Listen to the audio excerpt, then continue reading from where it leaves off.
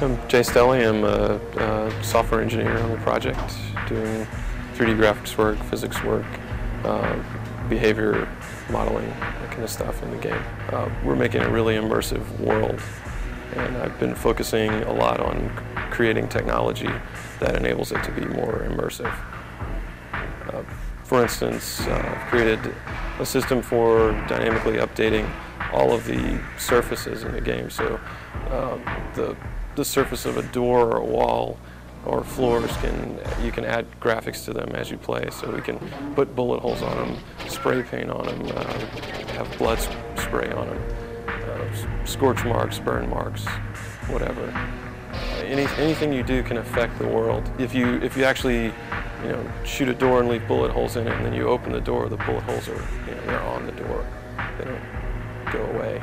And as you play through the game, if you come back to where you've been before, you'll see all the stuff that you've done, all the damage that you've left. Half-Life has some really neat physical behaviors. We have slippery floors and icy surfaces that you can slide around on and bounce off the walls and kind of try to find your way through something. One of the sequences, you come up on this wet floor and you slide around on it and fall through this like atrium, through glass, and it breaks and just glass shatters and rains down.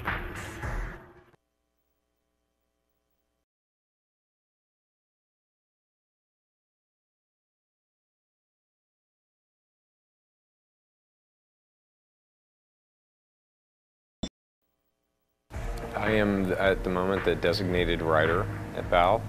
I'm responsible for overseeing the script and story elements of the game.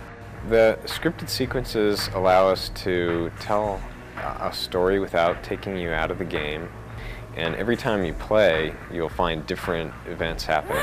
Things will happen with a completely different flow. Every time you go into a new situation in the game, it can unfold in a completely different way.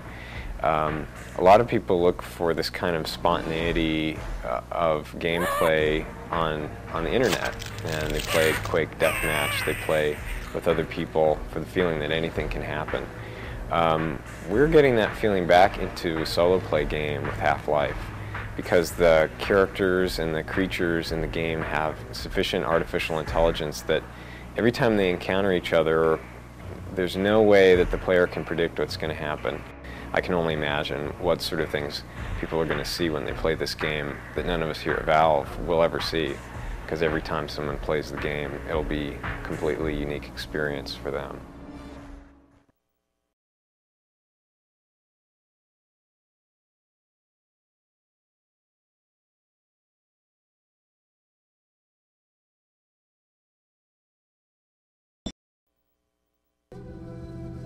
Here I'm responsible for doing the sound effects, so basically everything that you hear coming out of the speaker is kind of my fault.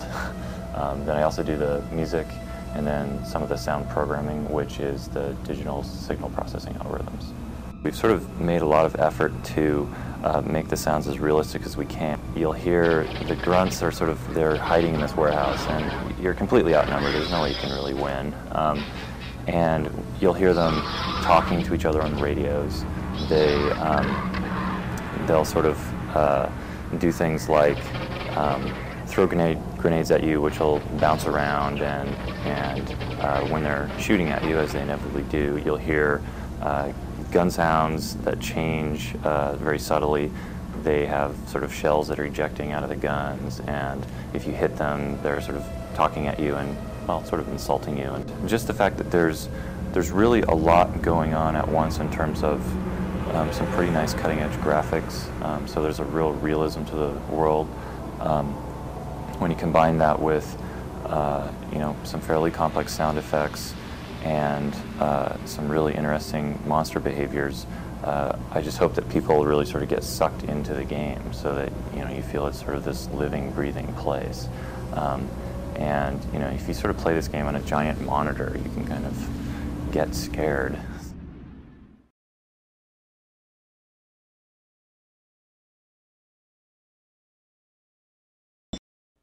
I primarily write the animation system. work on the tools exporting of the animations, and other various little engine tweaks now and again. The main advantage with going with a skeletal animation system is primarily memory savings. If you were to store all the vertices and all of the different frames of animation, you'd end up eating like half a megabyte of memory and only have a few seconds worth of animation. But if you store all the bone information, just how all the bones twist and stretch, it ends up being a couple hundred bytes per frame. That way we can get 30, 40 seconds worth of animation per monster in a couple hundred K, which is a major memory savings.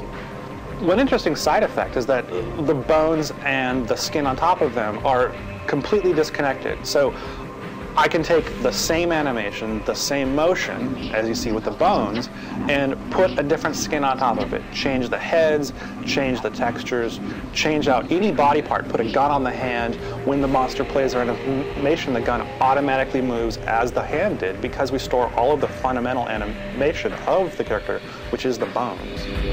A big goal was making it so that the animators would get exactly what they saw in 3D Studio in the game with as little loss as possible. In fact, there isn't any loss. We use all of the normal 3D Studio techniques of smoothing groups and blending and so on and so forth. Those all export, saved into a file, they go into the game, and they play back unmodified, which greatly simplifies their task. Steve's AI system is just, at times, unbelievable.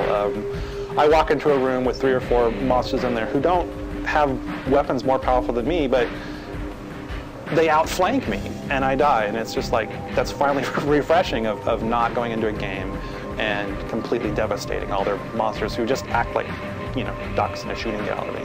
Going in and having a virtual squad with you to help you clean out the monsters, things you save, scientists to help you work equipment.